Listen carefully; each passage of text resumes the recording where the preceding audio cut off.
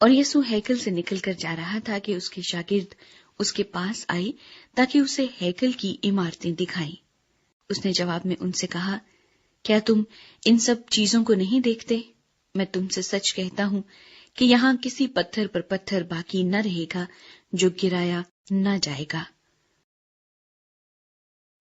اظہار ثانیہ۔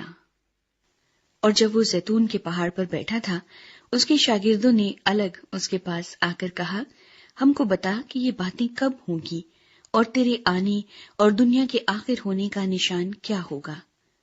یسوع نے جواب میں ان سے کہا کہ خبردار کوئی تم کو گمراہ نہ کر دے، کیونکہ بتیرے میرے نام سے آئیں گے اور کہیں گے میں مسیح ہوں، اور بہت سے لوگوں کو گمراہ کریں گے، اور تم لڑائیاں اور لڑائیوں کی افواہ سنو گے۔ خبردار، گھبرا نہ جانا، کیونکہ ان باتوں کا واقع ہونا ضرور ہے، لیکن اس وقت خاتمہ نہ ہوگا۔ کیونکہ قوم پر قوم اور سلطنت پر سلطنت چڑھائی کرے گی، اور جگہ جگہ کال پڑیں گے اور بھونچال آئیں گے، لیکن یہ سب باتیں مصیبتوں کا شروع ہی ہوں گی۔ اس وقت لوگ تم کو ایذا دینے کے لیے پکڑوائیں گے اور تم کو قتل کریں گے، اور میرے نام کی خاطر سب قومیں تم سے عداوت رکھیں گی، اور اس وقت بتیرے ٹھوکر کھائیں گے اور ایک دوسرے کو پکڑوائیں گے اور ایک دوسرے سے عداوت رکھیں گے، اور بہت سے جھوٹے نبی اٹھ کھڑے ہوں گے اور بتیروں کو گمراہ کریں گے، اور بے دینی کے بڑھ جانے سے بتیروں کی محبت ٹھنڈی پڑ جائے گی، مگر جو آخر تک برداشت کرے گا وہ نجات پائے گا۔ اور بادشاہی کی اس خوشخبری کی منادی تمام دنیا میں ہوگی تاکہ سب قوموں کے لیے گواہی ہو، تب خاتمہ ہوگا۔ دہشتناک مکروہ چیز۔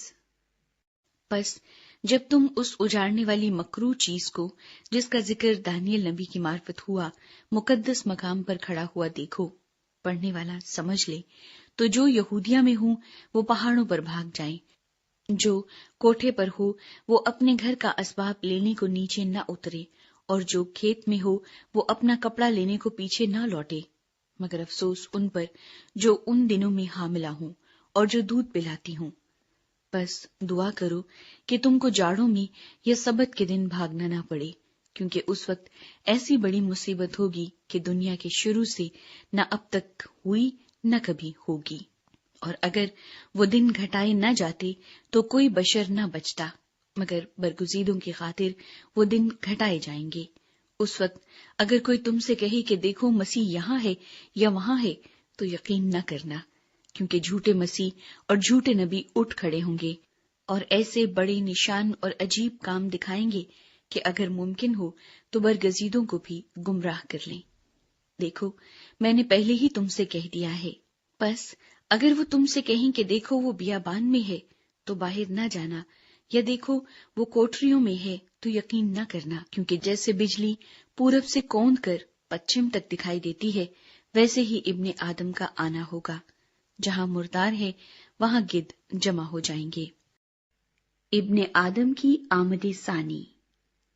اور فوراً ان دنوں کی مصیبت کے بعد سورج تاریک ہو جائے گا اور چاند اپنی روشنی نہ دے گا، اور ستارے آسمان سے گریں گے اور آسمانوں کی قوتیں ہلائی جائیں گی، اور اس وقت ابن آدم کا نشان آسمان پر دکھائی دے گا، اور اس وقت زمین کی سب قومیں چھاتی پیٹیں گی اور ابن آدم کو بڑی قدرت اور جلال کے ساتھ آسمان کے بادلوں پر آتے دیکھیں گی، اور وہ نرسنگے کی بڑی آواز کے ساتھ اپنے فرشتوں کو بھیجے گا، اور وہ اس کے برگزیدوں کو چاروں طرف سے آسمان کے اس کنارے سے اس کنارے تک جمع کریں گے۔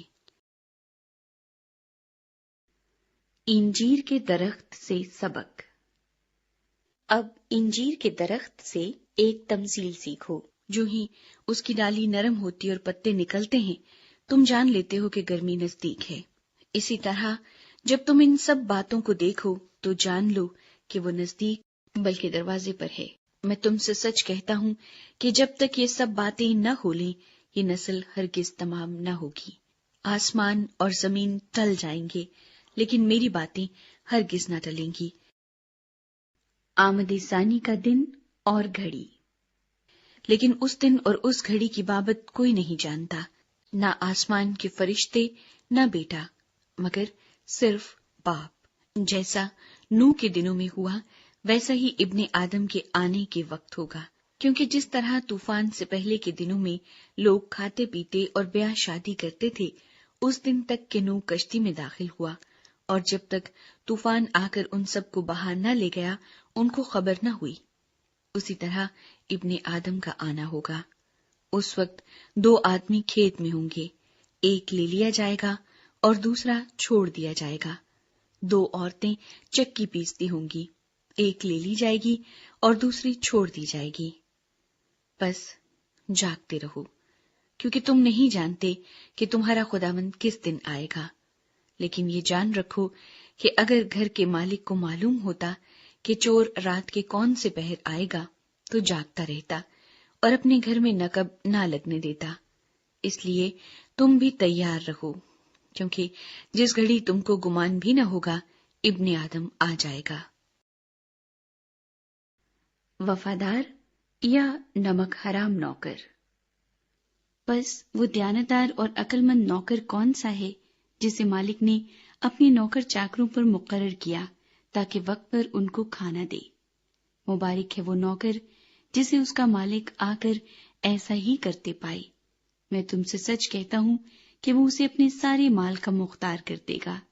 لیکن اگر وہ خراب نوکر اپنے دل میں یہ کہہ کر کہ میرے مالک کے آنے میں دیر ہے، اپنے ہم خدمتوں کو مارنا شروع کرے اور شرابیوں کے ساتھ کھائے پیے، تو اس نوکر کا مالک ایسے دن کہ وہ اس کی راہ نہ دیکھتا ہو اور ایسی گھڑی کہ وہ نہ جانتا ہو آ موجود ہوگا، اور خوب کوڑے لگا کر اس کو ریاکاروں میں شامل کرے گا، وہاں رونا اور دانت پیسنا ہوگا۔